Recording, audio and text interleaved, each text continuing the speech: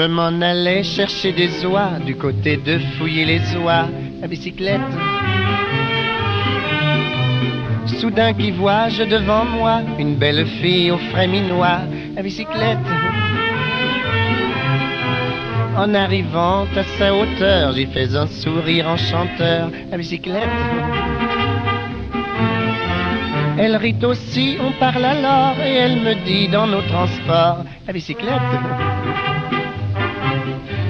Est-ce que vous êtes coureur? Moi, je ne suis pas coureur. Est-ce que vous êtes menteur? Moi, je suis balayeur. Avez-vous fait le tour de France? Non, mais j'ai fait des tours, des détours, des contours, et même d'autres tours.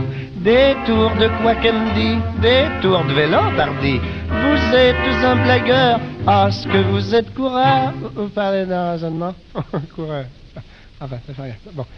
Dans les champs chantaient les grillons, le soleil dardait ses rayons de bicyclette. Elle voulait que je chante un brin, mais à cela j'ai mis un frein de bicyclette. Près d'un tournant, il y avait un bois où l'on se dirige à ma foi à bicyclette, Mais comme elle roulait près de moi, voilà qu'elle me fait presque à mi-voix à bicyclette. Est-ce que vous êtes coureur? Moi, je ne suis pas coureur. Est-ce que vous êtes menteur? Moi, je suis balayeur. Vous savez faire la cour? Oui que j'y réponds, car pour de ce qui est faire la cour, je la fais chaque jour. La cour est qui qu'elle me dit? La cour de la ferme, pardi. Vous êtes un blagueur. Est-ce que vous êtes coureur? Vous parlez le raisonnement? Il fallait pas qu'elle soit intelligente pour toujours dire ça. Enfin, ça fait rien. Bon. Dans le bois, j'y disais, voyez donc, sans boussole, nous nous guidons des bicyclettes. Mais elle répétait pleine d'ardeur que j'étais un coureur, à bicyclette. Je l'étais pas, ça s'est couru, mais alors je le suis devenu à bicyclette. Voilà de là, je peux pas rien le dire. Et comme je courais vers le but, voilà qu'elle me fait comme au début. À bicyclette.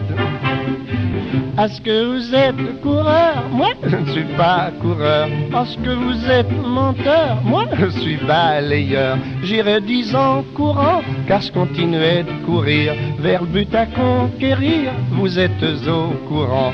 Mais à force de courir, parcourir, discourir, le vélo s'est dégonflé et je suis pas arrivé.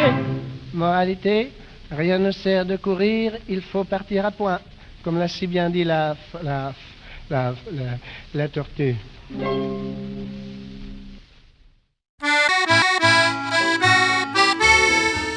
Et travailler dans une usine et coller des petits morceaux de caoutchouc à la sécotine.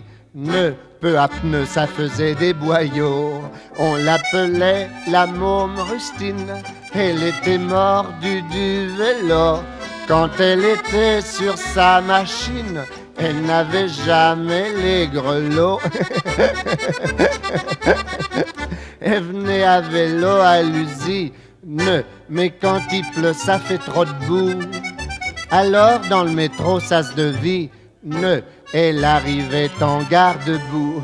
On l'appelait la môme rustine, et dès les beaux jours à vélo, et passait par la porte Dauphine, car porte de Saint-Cloud, on crève trop. Elle avait un bon équilibre, sa vie, son travail tournait rond.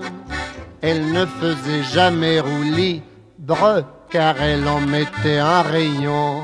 On l'appelait la môme rustine, et le dimanche à Fontainebleau, pour manger avec les copines, elle emmenait une selle de gigot.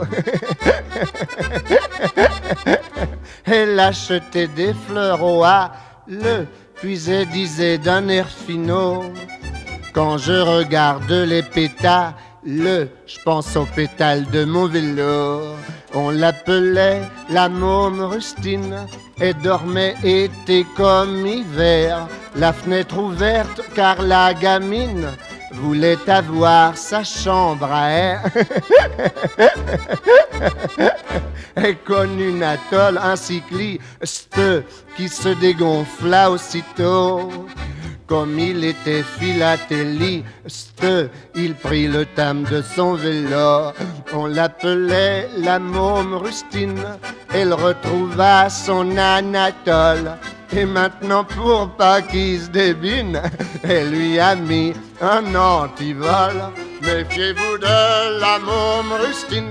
Ne dites pas oui sans réfléchir. C'est attachant la sécotine, car elle vous interdit de fuir.